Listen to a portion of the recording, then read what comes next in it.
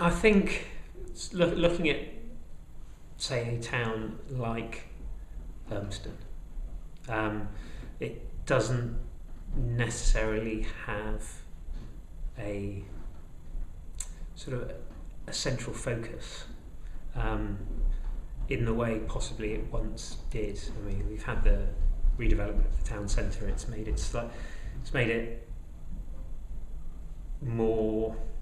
I wouldn't, it's made it more pretty, I suppose, but it's not necessarily given it a central heart.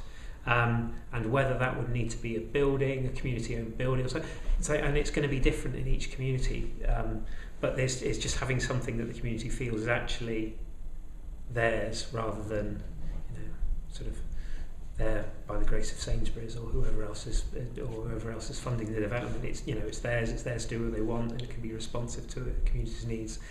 A couple of £100,000 for a building and a site or something, and then some ongoing support to make sure that it's run as close to commercially as you can, but certainly continues to keep the community's needs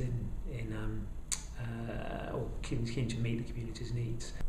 I think I'm obviously as a parent who has who have always liked sport and trying to encourage my kids to like sport. I think the challenge of trying to escape the sort of the commercialisation of leisure activities can be quite difficult. So an example of when I was younger, it was much easier just to go off and do stuff, whereas now it tends to be far more organised. You want to sort of go off and play football, there's a team for you to join and sort of subs and things, and equally with almost every other activity, it's now quite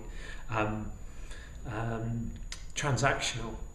And so a part of the difficulty, or one of the challenges, is to sort of reclaim that the sort of the freedom to try out different stuff, and rather than being fully committed, and just actually for those opportunities to be there in a slightly less formal way, it can prohibit people from joining in the first place, and it creates just an additional barrier for people to join in to start with. I think in order to pay for these services, obviously, with council's funding becoming less, then you source money from the people who actually who are participating. That's fine, I understand that, but again, if you haven't got that level of resource, then you're increasingly becoming excluded. So it's how you continue to provide that level of support without necessarily increasing charges, because that's then more and more people can't access it, and you have a larger group of people who are